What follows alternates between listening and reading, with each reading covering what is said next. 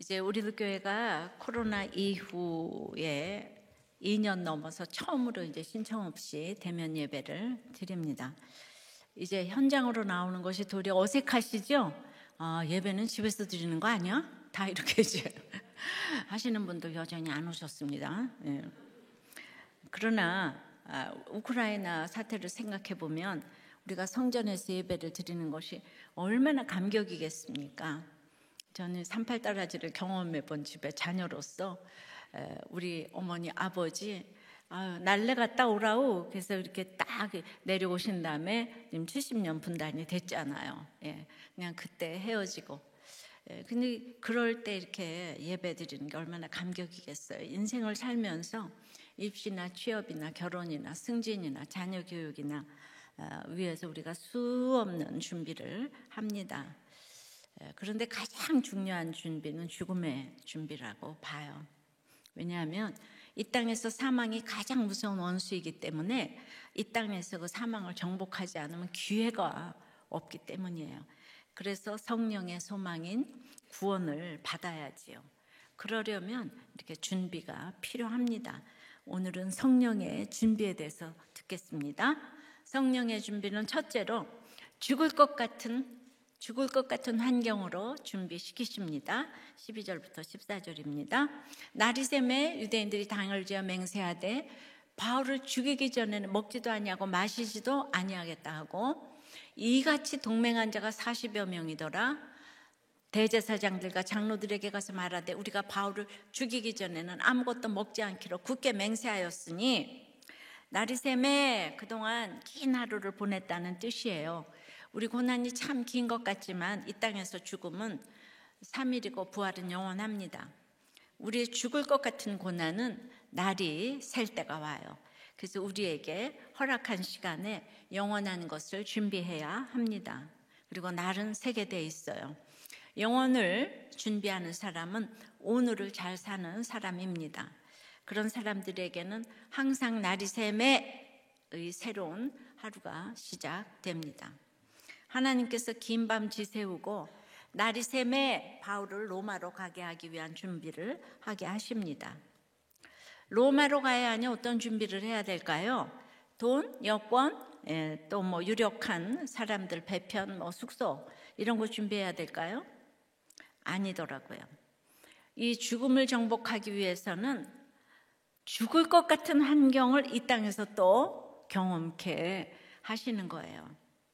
예, 아까 우리 집사님 간증을 했지만 아들이 혈액암이라도 또 좀 편해지니까 이제 산으로 들러 가셨다고 하잖아요. 그러니까 정말 이 말씀을 이렇게 들어야 돼요.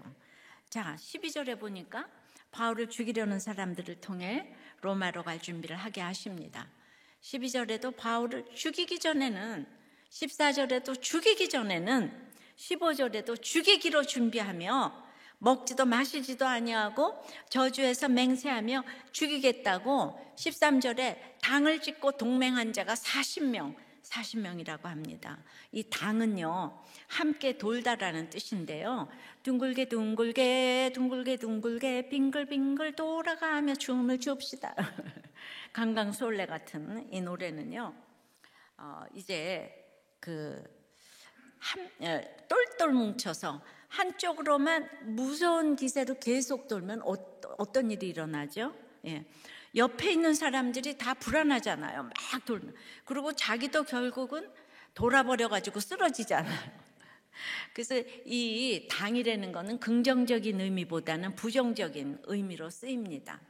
베드로가 다 굴기 전에 예수님을 3번 부인할 때 마지막에 저주해서 이제 맹세하면서 예수님을 모른다고 부인했던 그 단어가 이 단어하고 이제 같아요. 결코 자신을 알지 못하는 자들이 이렇게 맹세를 잘해요. 그래서 이제 맹세를 잘 지켰다고 막 남을 정죄하고 맹세를 못 지키면 스스로를 정죄해서 다 자살을 해요. 예, 이게 사람의 맹세예요. 맹세하는 당사자가 뼛속까지 죄인인 것을 이렇게 모르기 때문에 헌맹세를 합니다. 아무튼 바울을 이제 죽이기로 맹세한 자들은 당을 지어 맹세하고 동맹하고 금식을 선포하면서 막 쓰이는 단어들이 다 막 살기등등한 거예요. 자신의 몸을 주님을 위한 의의 병기로 드리는 것이 아니라 살인의 병기로 지금 드리고 있습니다. 그러면서 자신은 너무 선하고 지금 이제 의롭다고 착각을 해요.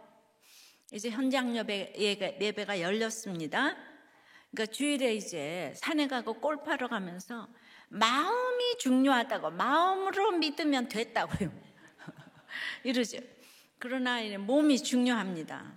몸이 와서 예배드리고 기도해야 돼요. 예수님이 하늘에서 우리를 사랑하신다고 말만 하고 이 세상에 몸이 오지 않았다면 우리는 주님의 사랑을 알 수가 없습니다. 그래서 이론론이에요. 이 세상에 오셔서 몸으로 십자가에 달리셨습니다.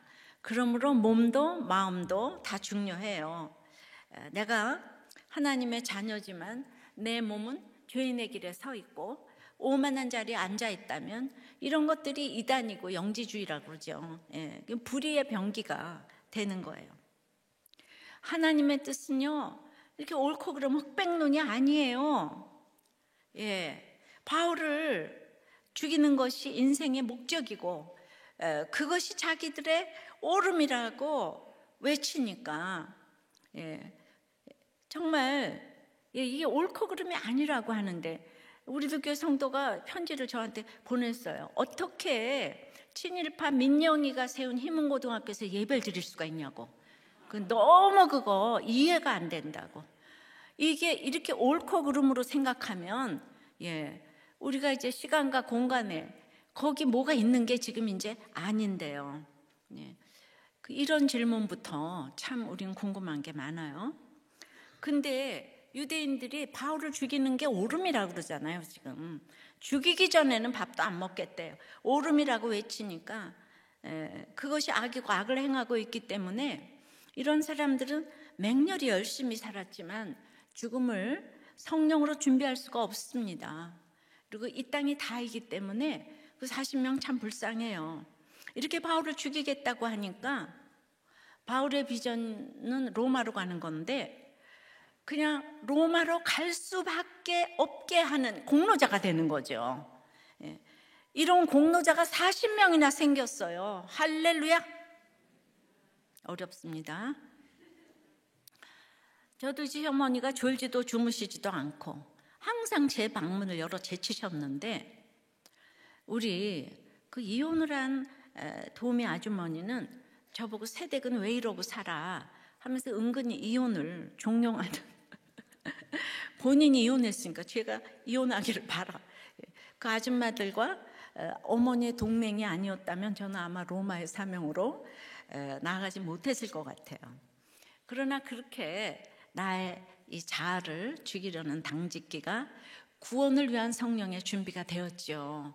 저도 모르는데 하나님께서 이렇게 준비시켜 주셨어요.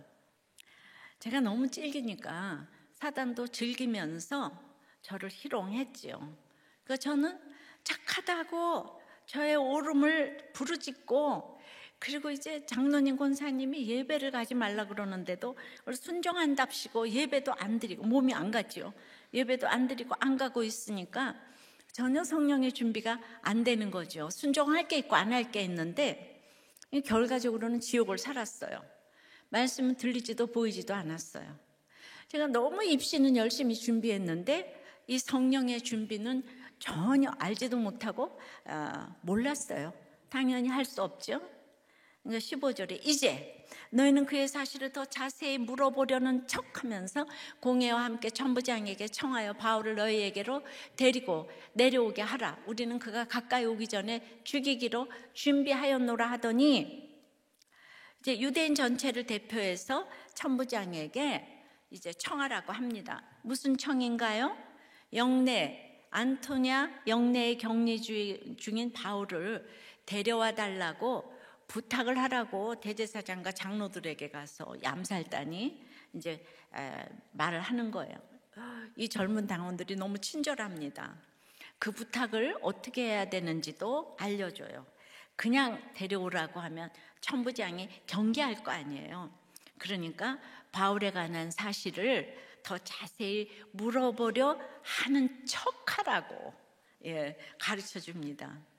천부장도 아직 바울의 실체를 잘 모르잖아요. 그러니까 더 정확한 조사를 하기 위해서 이제 보내라고 하면은 보내줄 거 아닙니까? 그러면 바울이 영내에서 나와서 사내들인 공회에 오는 길에 자기네들이 암살을 하겠다, 지금 이 계획을 대제사장한테 얘기를 했어요. 어때요? 젊은 당원들의 작전이 그럴듯합니까?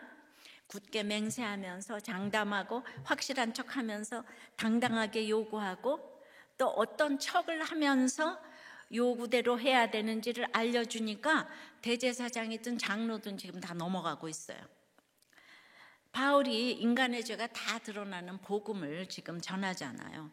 그러니 죄를 가려야만 하는 유대인들은 바울이 죽도록 미웠을 거예요. 그 미움으로 예수님을 죽이고 그 미움으로 스데반도 죽였습니다. 죄에 대해서 하나님은 계속 말씀하시면서 돌이킬 기회를 주시고 사건으로 책망하시며 회개하라 하시는데 말씀은 듣지 않고 자기 힘으로 감추려고 이 장담으로 덮고 척하는 말로 포장을 하니까 계속 같은 죄를 반복하다가 결국은 멸망하는 거죠. 여러분들 적용해 보세요.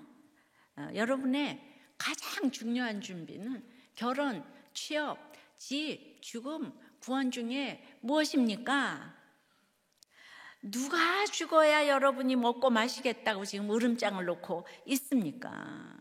내가 저 인간이 죽어야 내가 먹고 마셔. 죽기 전에는. 근데 사실 이 사람들 아무도 안 죽었잖아요. 암살단들. 말만 그러는 거예요. 그러니까 너무 놀라지 마세요. 죽게로 인도한 죽을 것 같은 환경이 있었습니까? 저도 물을 마실게요. 적용 질문마다 물을 마시더라고요. 성령의 준비 두 번째는 질서와 원칙으로 준비하십니다. 16절에서 21절까지예요. 바울의 생질이 그들이 매복하여 있다함을 듣고 와서 영내에 들어가 바울에게 알린지라 바울이 한 백부장을 청하여 이르되 이 청년을 천부장에게로 인도하라. 그에게 무슨 할 말이 있다 하니 천부장에게로 데리고 가서 이르되 죄수 바울이 나를 불러 이 청년이 당신께 할 말이 있다 하여 데리고 가기를 청하더이다 하며 천부장이 그의 손을 잡고 물러가서 조용히 묻되 내게 할 말이 무엇이냐? 대답하되 유대인들이 공모하기를 그들이 바울에 대하여 더 자세한 것을 묻기 위함이라 하고 내일 그를 데리고 공회로 내려오기를 당신께 청하자 하였으니 당신은 그들의 청함을 따르지 마옵소서. 그들 중에서 바울을 죽이기 전에는 먹지도 않고 마시지도 않기로 맹세한 자 40여 명이 그를 죽이려고 숨어서 지금 다 준비하고 당신의 허락만 기다리나이다 하니 이해되시죠? 바울을 죽이기로 작당한 사람들은 아주 치밀하게 준비를 했어요. 근데 돌아보면 정당한 절차와 법을 다 무시하고 질서와 원칙을 무시한 채 지금 일을 막 진행합니다. 하나님을 위한다는 명분으로 바울을 빼앗아 무자비하게 죽이려는 계획을 세웁니다. 그 계략에 하나님을 가장 가까이 섬긴다는 대제사장과 유대인 최고 의결기관인 사내들인 공회가 동조하게 됩니다. 성경은 이제 없어도 됩니다. 이 일이 하나님을 위한 일이라면 이렇게 몰래 계략을 꾸밀 필요가 없지요. 하나님께서도 만일 사람이 범죄하면 두세 사람의 증인과 함께 회중 앞에서 공정하게 판결하라고 했는데 일단 바울을 이렇게 죽이려고 하는데 근데 정작 바울의 죄가 무엇인지 아직까지 아무도 몰라요. 거기다 증인도 없고 증거도 없어요. 그저 프레임을 씌워 죽이려고 하는 거 그거밖에 없어요. 이것을 심리학자들은 인지적 편견을 일으킨다 하여 프레이밍 효과라고 합니다. 그래서 어떤 증거도 없는데 어떤 사람이 논리적으로 말을 하면 그 논리만 믿고 또 인지적 편견을 일으킨다는 거예요. 그러니까 인간적인, 인지적인 편견. 그런데 사람들은 증거가 하나 없어도 이렇게 논리적인 말을 할 수가 있어요. 그러면 다 넘어가요. 지금 바울에게 씌우는 프레임은 이와 같아요. 바울은 이방인과 다녔다. 두 번째, 바울이 성전에 들어갔다. 결국 바울은 이방인과 함께 성전에 들어갔다. 논리적으로는 말이 되잖아요. 근데 여기에는 어떤 증거도 증인도 지금 없어요. 근데 개인적인 친분이 있으면 더욱 인지적인 편견을 잘 일으키죠. 우리의 판단이 이렇게 연약합니다. 그들도 바울의 혐의에 대해서 아무 증거도 증인도 없음을 너무 잘 알아요. 그래서 적법한 절차를 무시하고 모든 질서와 원칙, 심지어 말씀까지 무시하고 바울을 죽이려고 하는 거죠. 근데 계속 같은 얘기를 또 하고 또 하고 또 하면 맨 처음에 아니다가 이게 굉장히 논리적이야 이렇게 믿게 된다는 거죠. 근데 교계의 가장 윗질서이지만 바울이 회칠한 담이라고 한 아나니아 대제사장도 바울의 그 입을 치라 그랬잖아요. 그러니까 당연히 인지적인 편견을 일으켜서 그 젊은 암살단의 그 말을 알아보지도 조사하지도 않고 같이 바울을 죽이기로 즉시 동조하잖아요. 미운 놈을 죽인다 그러니까 예스 이렇게 나오는 거예요. 이게 인지적인 편견이죠. 다른 관계도 마찬가지겠지만은 특별히 가장 거룩하다고 하는 이 교단이나 교계도 사실 연루되면, 내가 아는 사람과 연루되면 인지적 편견을 일으키기가 너무도 쉬울 것 같아요. 왜냐하면 다 이렇게 대제사장 같이 말씀에 박식하고 막 이러면은, 그러니까 우리는요, 그러니까 거기 이해타산이 있어서 그러잖아요. 그러니까 친분도 없고 이해타산도 없는 이 목장에 묶어 또 묶어 들어야 합니다. 할렐루야. 이 이해타산이 없는 이 목장, 이게 너무 중요합니다. 그러나 하나님께서는 모든 질서와 원칙으로 준비시키십니다. 결국 이런 불법을 하나님께서는 이제 드러내셔요. 악한 계획을 아무리 치밀하게 준비해도 하나님께서는 자신의 택한 백성을 보호하기 위해서 드러내시는 거죠. 그러니까 아무리 악하게 치밀하게 계획을 짰다고 해도 우리 성도들은 기도하면 돼요. 어떻게 그 드러내실지 몰라요. 근데 오늘 이 암살단의 계획을 어떻게 드러내시죠? 그들이 정말 치밀하게 준비를 했는데요. 근데 글쎄 여기 바울의 생질이 그들의 계략을 다 듣는 거예요. 처음으로 또 유일하게 바울의 가족이 등장한 본문이에요. 원문에는 시스터스 선, 그러니까 누이의 아들인 거예요. 그러니까 이 조카가 들었다니까 제가 또 이건 생각을 해봐야 돼. 큐티를 하면서 띵크를 해봐야 되잖아요. 바울의 조카가 들었다니 이건 암살단과 친분이 있군 이렇게 그렇지 않아요? 친분이 있어. 그러니까 이제 바울이 식구들에게 지금 복음 때문에 핍박받고 그 유대인의 아주 이게 엘리트잖아요, 바울이. 그런데 이 암살단도 다 그런 사람들이잖아요. 그런데 이 관계가 벌써 10년, 20년 동안 안 좋은 것을 알기 때문에 이 조카를 전혀 의심하지 않았을 것이라고 생각을 합니다. 그러면 그래도 친척이라고 바울에게 암살 계획을 알려주셨을까요? 그래서 우리 모두 역시 식구 친척밖에 없어 이래야 될까요? 다 그러겠죠, 세상은. 그래서 보통 사람들은 그렇게 아이를 원해서 입양을 해도 너무 아이가 속을 상하면 이렇게 파양을 한다는 거예요. 그래가지고 그냥 내 몸으로 낳은 자식을 너무너무 원하는 거예요. 인간이 죄인이라 가족을 객관적으로 보는 것은 사람으로서는 할 수 없는 최고의 일이에요. 가족을 객관적으로 볼 수가 없어요.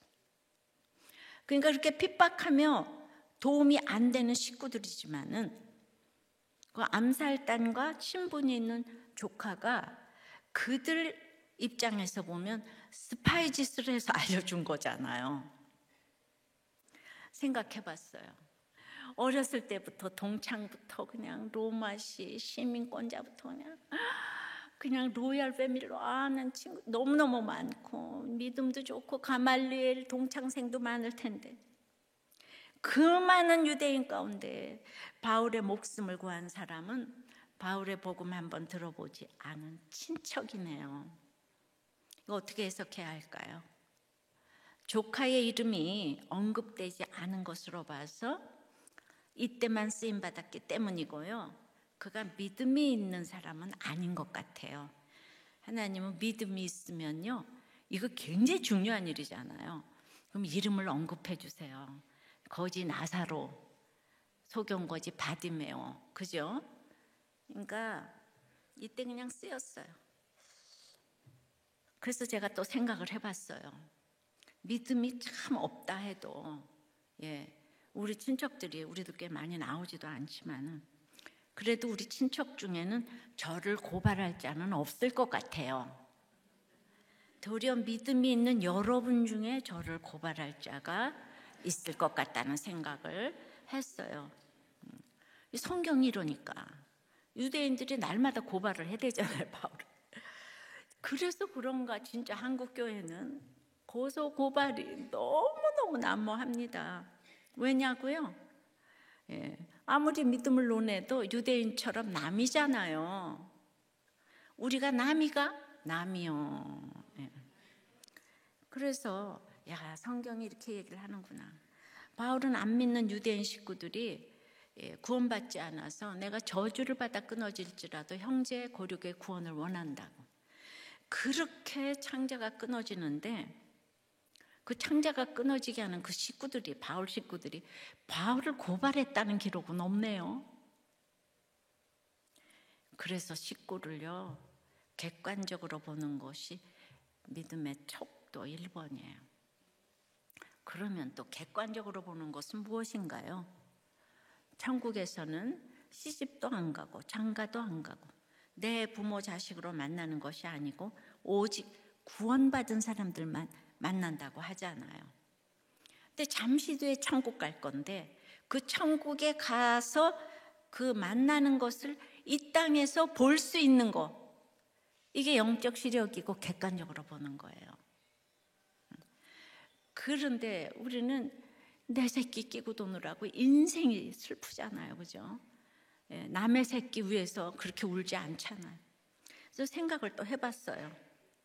저희 엄마가 비교적 내 새끼, 네 새끼 차별하지 않고 그래서 남의 집 빨래 해주러 다니시고 그래서 내가 엄마 딸인가 남의 딸인가 할 정도였기 때문에 저는 이제 엄마하고 참 정이 없어요.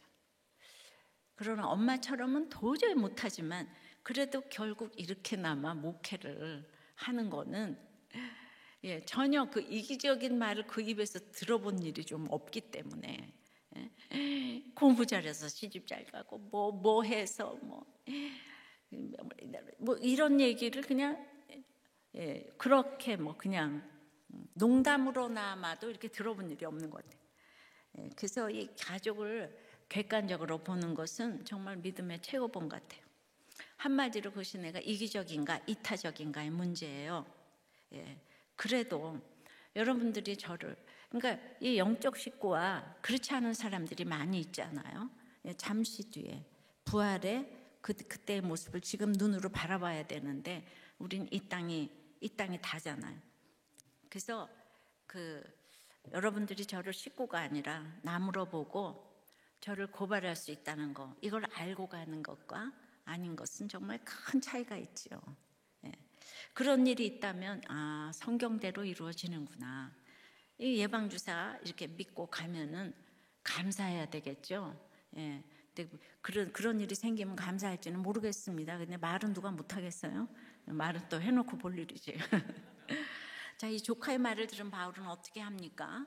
분을 내고 내가 로마 시민권자인데 동네방네 떠들면서 어떻게 나한테 그러냐가 아니라 하나님이 세운 법은요, 이 땅의 질서에 순종하는 것이기 때문에 이렇게 로마 그들이 세운 조직과 질서, 지금 로마에 가려고 하잖아요. 그럼 로마의 그 질서에 순종을 해야 되니까 로마의 바로 윗질서에게 보고를 합니다.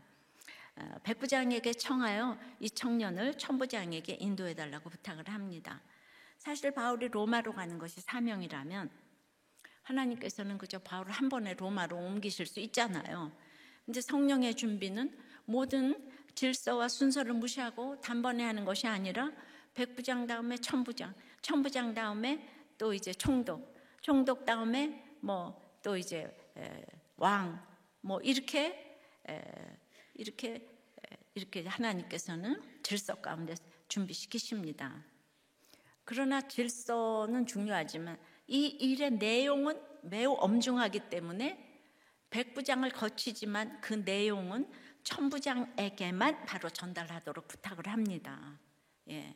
그래서 이 내용이 너무 중요해요. 질서를 지킨다고 우리가 엉뚱한 사람에게 잘못된 방식으로 전달이 되면 그 내용이 빛을 보지 못하죠.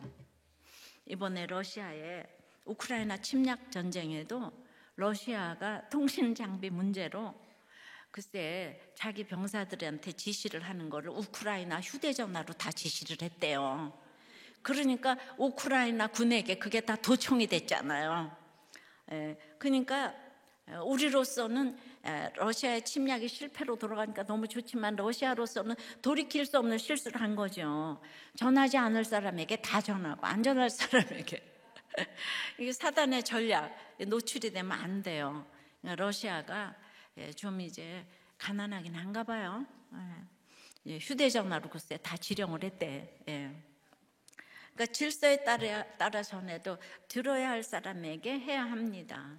이것이 구원의 지혜입니다. 그러니까 천부장이 이제 그 조카가 왔어요. 그런데 또 사람들이 있는 데서 물어보지 않고 조용히 또 불러서 조용히 손 붙잡고 조용한 곳으로 그냥 아주 바울을 우대합니다. 사실을 물어봅니다. 이는 모든 질서와 원칙을 무시하고 광분하는 유대인들과 맹렬한 대조를 명백한 대조를 이루어요. 여러분 아무리 옳고 그르고 해도 그 사람이 광분을 하고 원칙을 무시하고 하면 그 사람 그 말 들으면 안 돼요. 중요한 사안에 대해서 떠벌리는 게 아니라 정보를 분석하고 감정적 동요 없이 사실에 대해 정확히 파악을 하는 거예요. 목자들이 너무 이상한 얘기를 한다. 저 사람이 담임 목사를 고발하는데 그러면 너무 놀라지 마시고 침착하게 정보를 분석해서 동요 없이 그런 다음에 그 다음에 얘기를 그러시면 안 된다는 얘기. 어떤 경우에도 침착하셔야 돼요. 아셨습니까? 그래도 어떻게 담임 목사님 얘기를 하는데 침착할 수가 있어요. 그런 베드로도 좀 있긴 있어야죠, 그죠? 그렇게 어떻게 다 침착할 수만 있어요. 이게 뭐라고 하는 건지 나도 모르겠네. 이 말을 들은 천부장은 다음 날이 오기 전에 즉각 결정을 합니다. 내일 아침이 되면 분명 대제사장과 공회원이 와서 바울을 요구하면서 바울에 대해서 한 번 더 조사할 것이 있으니까 보내달라. 그러면 보내지 않을 명분이 없잖아요. 그냥 오늘 밤 총독이 있는 가이사랴로 보내야 되겠다고 결정을 합니다. 우리는 항상 이제 하나님의 원칙대로 행하고자 하면 이렇게 천부장을 통해서 하나님이 책임지시고 살려주실 걸 믿어야 돼요. 근데 아이러니하게 로마의 관리들이 지금 일사불란하게 바울을 돕고자 하고, 그럼 이제 천부장이 살려주잖아요. 그럼 그 유대인들은 바울이 또 로마에 빌붙었다 이럴 거잖아요, 그죠? 설명이 안 되는 일이 많아요. 그러나 질서와 원칙을 지키는 것이 여러분 사단의 아무리 대단한 치밀한 계략이라도 물리치는 비결 중에 비결은 오늘 말씀대로 질서와 원칙을 지키는 것입니다. 할렐루야. 그 지혜가 있어야 돼요. 저 역시 제가 사역을 하기 전부터 이 원칙과 질서의 훈련을 참 많이 받았어요. 돈을 쓰는 훈련부터 시작해서 남편이 천국 가기 전에는 이 카드도 외상이라고 절대 안 만들었어요. 할부 월부 절대 안 했어요. 자동차도 다 할부로 안 하면 다 바보라 그랬는데 우리는 돈 모아서 현금 아니면 또 안 샀어요. 시댁에 가니까 가훈이 뭔가 하면은 보증 서지 말라, 거짓말하지 말라, 노름하지 말라. 굉장히 영적인 건 아무것도 없고, 기업인으로서는 굉장히 냉정해 보이시지만 결국은 그것이 나도 남도 살리는 일이더라고요. 시아버님도 이북에서 그냥 나이 많으신 어머니를 구루마에 태우고 많은 자녀들을 데리고 월남에서 배추 장사부터 시작을 하셨기에 이런 원칙을 몸으로 배우신 거예요.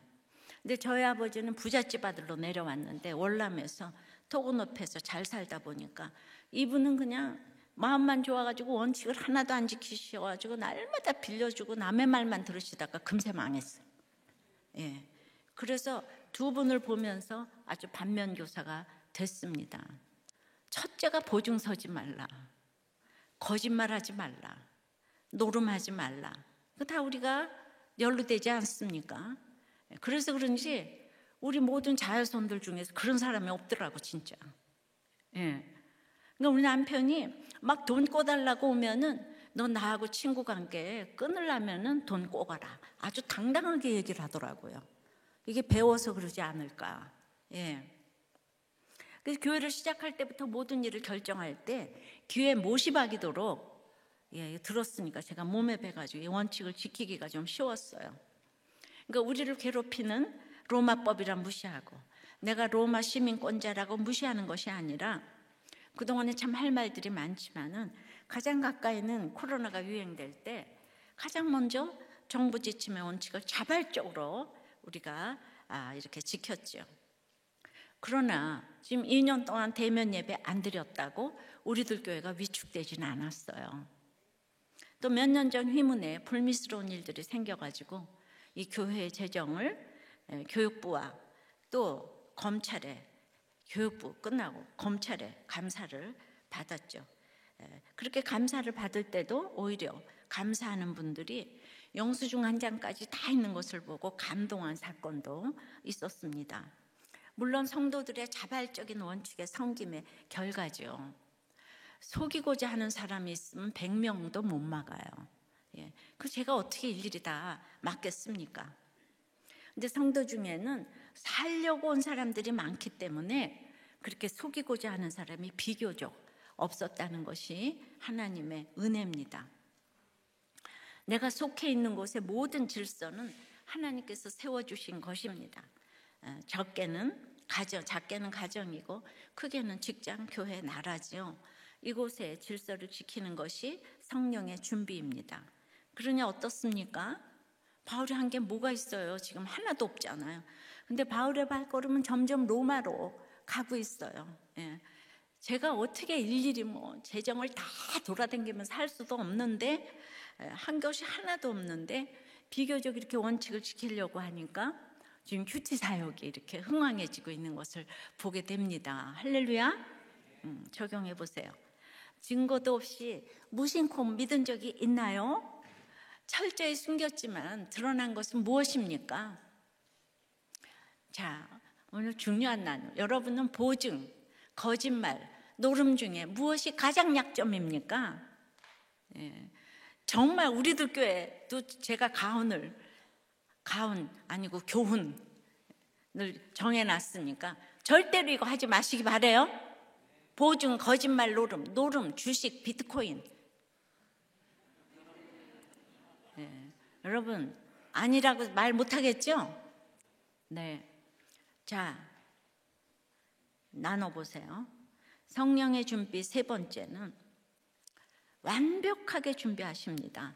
22절에서 이에 천부장이 청년을 보내며 경계하되 이 일을 내게 알렸다고 아무에게도 이르지 말라 하고 백부장 둘을 불러 이르되 제3시에 가이사랴까지 갈 보병 200명과 기병 70명과 창병 200명을 준비하라 하고, 영적으로 준비가 되면 육적으로도 준비가 되는 거죠. 이렇게 백부장 둘을 불러서 밤 제3시는요 해 떨어지자 3시간만 밤 9시를 말해요. 그 9시에 가이사랴까지 갈 보병, 걸어가는 군인 200명, 기병, 말 타는 군인 70명, 창병, 창 들고 가는 군인 200명 골고루 배치를 하고, 암살단이 싸움을 얼마나 잘하는지 모르겠지만 암살단의 12배인 병력 470명을 동원합니다. 천부장이니까 군대가 1000명인데 한 실제로는 600명 정도 거느리고 있었다고 보면은 그냥 3분의 2가 지금 바울의 호송에 동원이 됐습니다.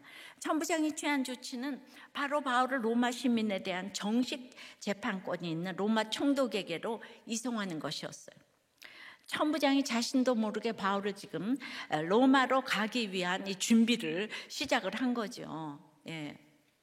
근데 전 생각해 봤어요. 바울과 천부장이 어떻게 이럴 수가 있을까? 그들은 이미 바울이 무고하다는 거 다 알고 있어요. 바울이 로마 시민권자잖아요. 그리고 고급 헬라어를 썼잖아요. 그리고 그의 증언을 듣고 감명을 이제 말이 안 통해도 받았을 것 같아요. 근데 그 감동을 넘어서 세상 유대인들끼리 그냥 바울을 죽이겠다고 그냥 찢어질 정도로 정말 찢겨질 정도였는데도 그 위급할 때 바울은 한마디도 자기를 살려달라고 그러지 않았어요. 천부장한테. 보느니 바울의 그 카리스마로 인해 신뢰가 급되면서 바울을 너무 사모하는 나머지 팬클럽 회장이 된 것 같아요. 물론 천부장도 믿었다는 소리는 없지만, 그러니까 갑자기 바울을 도운 건 아니고요. 평소에 구원의 생각과 태도가 사명으로 나아갈 때 하나님의 생각을 늘 하면은 도와달라고 하지 않아도 사람을 통해 하나님이 책임지시는 걸 보여주십니다. 그래서 미리 준비하는 목장과 양육은 위급할 때 하나님이 책임지시는 가장 최고의 통로인 줄 믿습니다.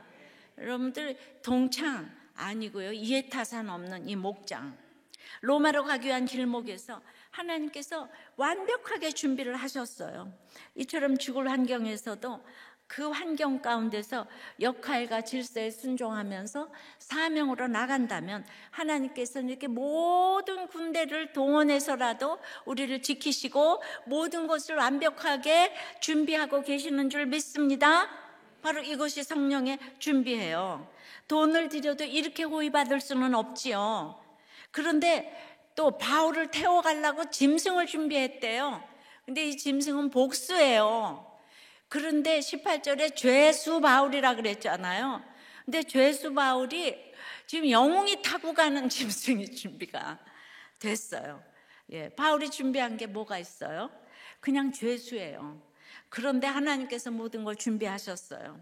마찬가지로 우리가 이 땅에서 죄인이라고 고백만 하면 하나님께서 모두 쌍가마 태워서 우리 올려가실 줄 믿습니다.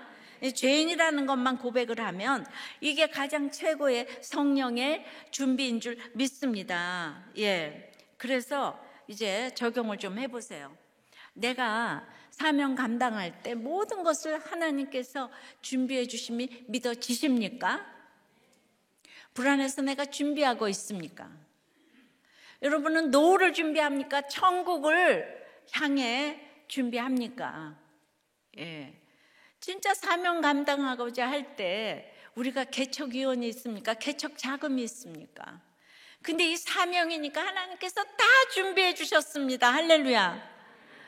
정말 어떻게 희문을 갈 줄을 생각을 하고, 우리 삶에서 가장 완벽한 준비는 바로 내 앞에 대장 되셔서 가시는 예수 그리스도를 구주로 고백하는 일입니다. 가이사랴로 갈 때 수많은 로마 군인이 바울을 감쌌던 것처럼 나를 죽이려는 수많은 원수 가운데서 저 천성으로 나아갈 때 가장 완벽한 준비는 예수는 그리스도라고. 예수는 그리스도라고. 이 고백만 하면 최고의 준비예요. 요즘 참 장례가 많아요. 성도님들의 가족들뿐 아니라 성도님들도 하나님의 부르심을 받는 경우가 지금 이제 이어지고 있어요. 마음도 이렇게 참 많이 아프고, 그런데 다 구원의 확신이 있으니까 그래도 마음이 좋은 거예요. 놓이는 거예요. 다 구원의 확신 가지고 천국으로 입성을 하시니까. 지난주 사항을 당한 집사님 가족이 오늘 오셨어요. 근데 참 그 집사님은 인생을 힘들게 사셨어요. 돈이 되는 일은 무슨 일도 하셨어요. 불법적인 약 장사도 하시고 게임머니 장사도 하시고. 그런데 늘 경제적으로 어려워요. 돈도 없는데, 그렇다고 성실히 가정을 돌본 것도 아니고 밖으로 도셨어요. 목장과 교회도 불성실하게 오셔서 사실 천국 갈 준비를 인간적으로는 하나도 못하신 것이죠. 그런데 암이 손쓸 수 없을 정도로 퍼져서 마지막 임종 예배를 드렸습니다. 힘들어 하셨지만 함께 찬양을 드리고 아멘을 외치며 하나밖에 없는 딸과 아내, 또 부목사님, 목장 식구들 앞에서 자신이 죄인인 것과 예수를 믿는다는 고백을 힘겹게 하셨어요. 그리고 딸에게 힘겨운 목소리로 딸의 손을 꼭 붙잡고 아빠가 너무 미안하다, 그리고 딸에게 꼭 교회 나가라고, 엄마 모시고 꼭 교회 나가라며 유언과 같은 말씀을 하셨어요. 딸도 이혼하고 교회를 멀리 떠나 있었는데 아빠에게 교회 나가겠다고 약속을 하고 함께 울며 예배를 드렸는데요, 정말 눈물의 예배를 드렸어요. 제가 그걸 봤어요, 그냥. 그런데 이 소천하시고 장례 예배 때 다시 한번 우리 이제 목장과 교회와 목장에 나가겠다고 따님이 약속을 하시고 오늘 오셨어요. 우리 박수로. 정말 하나님 앞에 한 약속입니다. 이 집사님은 인간적으로 보면 천국 갈 준비를 하나도 못했습니다. 그런데 오늘 가해사료로 나갈 때 하나님이 다 준비해 주신 것처럼 완벽하게 하나님께서 준비를 해 주셔서 성령의 준비로 천성문에 입성을 하셨어요. 그냥 죄를 고백했잖아요. 죄수의 신분으로. 그렇게 고백했더니 로마의 천부장이 로마 군대가 모든 것을 준비한 줄 믿습니다. 저는 우리 인생에 가장 완벽한 준비는 이것이라고 생각해요. 마지막 순간까지 예배드리며 가족과 공동체 앞에서 내가 죄인입니다, 나를 위해 십자가 위에 죽으신 예수를 믿습니다. 이 고백이 가장 완벽한 성령의 준비예요. 임종 직전이나 임종 직전에 부모님이나 또 모든 식구들에게 해줄 수 있는 가장 완벽한 준비는 마지막 순간 복음을 전하며 함께 예배드리는 것입니다. 우리들 교회처럼 이 임종 예배에 그냥 모든 식구들이 애통해하는 교회가 참 드물다고 생각해요. 정말 그래서 다 구원받고 가셨어요. 모두가 구원받고 가지 않은 분들이 거의 없을 정도로 너무 진짜 여러분들 성령의 준비를 너무 잘하고 계시다고 생각을 해요. 그래서 완벽하게 준비하는 성령의 준비, 마지막에 갑자기 임종 예배 드릴 수 있어요? 그러기 위해서 여전한 방식의 예배와 목장이 최고의 대안 맞습니다. 미리미리 준비를 해둬야지 막상 힘들 때 그냥 예배를 모시고 가고 목사님도 모시고 가고 이래서 우리들 교회 하나님이 자꾸 기름을 부어 주십니다. 한 목자님이 우리들 교회 처음 왔는데 정신과에서 사이코패스 진단을 받았다는 거예요. 근데 각종 훈련을 다 받고 났더니 지금 아무 문제가 없다는 진단이 나와서 의사도 본인도 지금 놀라고 있다는. 처음 왔을 때 아내가 이제 정신과 치료를 받으면서 함께 검사를 이제 받으라는 권유에 받았더니 그 반사회적 인격 장애, 이게 사이코패스라는 거죠. 그래서 이게 뭐냐 그랬더니 브레이크 없는 자동차고 이건 약으로 치료할 수가 없다. 그냥 대수롭지 않게 넘겼다는 거예요. 근데 하지만 그 후로 이유는 모르겠지만은 목장의 권유대로 순종하면서 1대1 띵크 양육교사 또 목장과 주일 수요예배를 참석하면서 시간이 지났는데 아들의 틱과 ADHD 문제로 아내와 제가 다시 한번 이번에 이 검사를 하게 되었는데, 이번에 검사 결과를 들으러 이렇게 직접 갔는데 글쎄 검사 결과가 아니 이렇게 바뀔 수도 있냐고 했더니 아니 선생님도 놀라고 자기도 놀라고. 여러분, 제가 한 것이라고는 양육과 목장과 예배 참석이었는데 우리들 교회 와서 뭐가 바뀌었냐면 죄에 대한 인식이 바뀌었다는 거예요. 이게 제일 중요한 준비하신 거 아니에요? 내가 죄인이라는 걸 깨닫게 되면서 예수님이 만나주신 사건, 이것이 이 검사의 결과를 바꿔주셨다는 생각이 들었다고 나눔을 해주셨어요. 그러면서 우리들 교회 양육이 최고의 양육임을 인정합니다. 이렇게 나눴어요. 여러분, 진짜 사이코패스는 반사회적이잖아요. 그러니까 이 공동체에서의 사회성을 길러주는 거잖아요. 그래서 치유가 된다 그러더라고요. 그런데 그 사이코패스가 혼자 있고 그냥 이러면 이제 고칠 길이 없다는 건데, 이렇게 대단한 것도 이제 고쳐졌다니 정말 제가 이 성령의 준비 너무 잘하셨다는 생각이 들고요. 이제 우리 모두 성령의 준비, 이분이 최고로 하신 것처럼 우리도 최고로 하시길 바랍니다. 매주 아무것도 아닌 것 같지만 목장과 예배, 이게 최고의 비결이라는 걸 매주일 들으시죠? 다음 주일도 또 할 거예요. 날마다 해도 그치지 않고 이어지는 샘물처럼 이렇게 간증이 나오잖아요. 우리 모두 천국행 열차를 타고 띠띠 빵빵 이렇게 가고 있어요. 여러분, 거기 내리지만 마세요. 거기서 무너지고 굴르고 뭐 다쳐도 내리지만 말아요. 열차에서 내리면은 추락이에요. 추락. 내리지만 마시기를 축원합니다. 하나님 한 번도 나를 실망시킨 적 없으시고 언제나 공평과 은혜로 나를 지키시는 줄 믿습니다. 말씀 맺어요.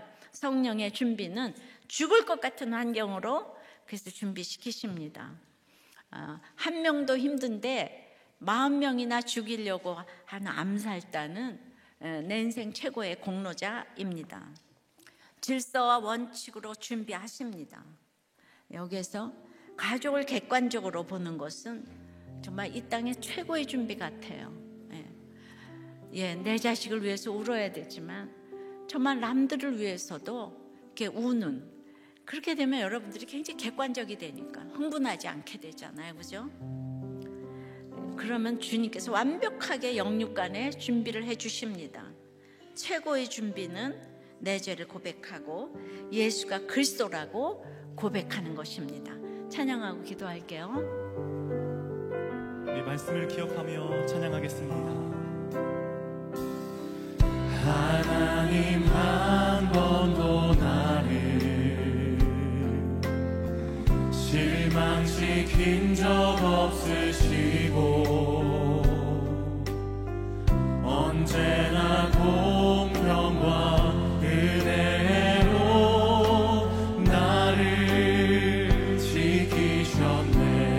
지나온 모든 세월들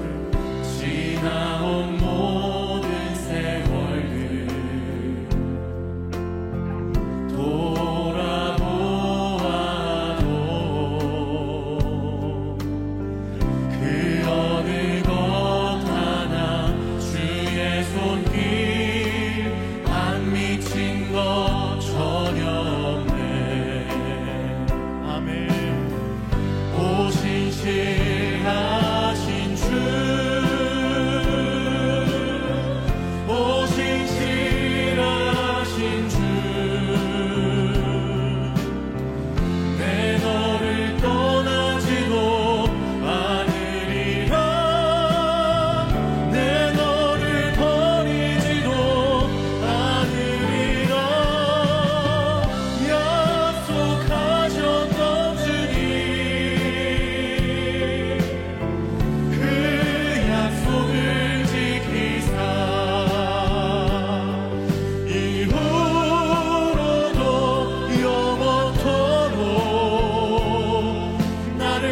지키시리라 확신하네. 오 신실하신 주님, 오 신실하신 주, 오 신실하신 주,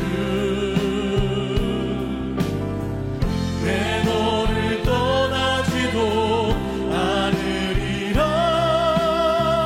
내 너를 버리지도 않으리라. 약속하셨던 주님, 그 약속을 지키사 이후로도 영원토록 나를 지키시리라 확신하네. 그러니 나를 죽이려는 이 암살단은 나의 성령의 준비에 최고의 공로자로 좀 알게 해달라고 기도하십시다. 예, 우리는 고난이 없기를 간절히 바라지만은 오늘 간증하신 집사님이 그렇게 아들의 항암까지도 거쳤는데도 이렇게 이제 산으로 들러가셨다고 해요.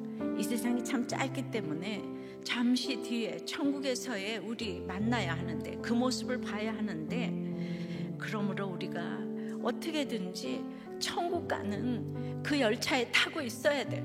천국 가는 열차에서 제발 내리지 않게 해달라고 기도하시고, 내가 속해 있는 가정과 직장과 교회 나라에서 이 질서와 원칙을 지켜서 이제 준비를 잘하고, 그리고 가족을 객관적으로 보게 해달라고. 그럼 여러분들이 정말 눈물 흘려서 다른 사람을 위해서 구원을 애통해 하면 우리 자녀들을 그냥 해주실 건데, 내 자녀 집착하다가 인생이 슬퍼서 아무것도 못한다고요. 가족을 객관적으로 보게 해달라고. 내 죄를 고백하며 예수가 그리스도라고 고백하는 최고의 성령의 준비가 되게 해달라고 다 같이 우리 주님 부르고 기도합니다. 아버지 하나님, 참으로 죽을 것 같은 환경의 성령의 준비이지만은 이게 머리로는 알지만 참으로 몸으로는 잘 안 됩니다. 어떻게 한 사람이 나를 죽이기 전에는 먹지도 마시지도 아니하겠다고 해도 우리가 살 수가 없는데, 이 40명이 바울을 죽이기 전에는 먹지도 마시지도 아니하겠다고 해요. 그런데 그런 일을 하나님께서는 감당할 만하니까 바울 사도에게 허락하셨는데, 우리는 그거는 나하고도 상관이 없다고 생각을 합니다.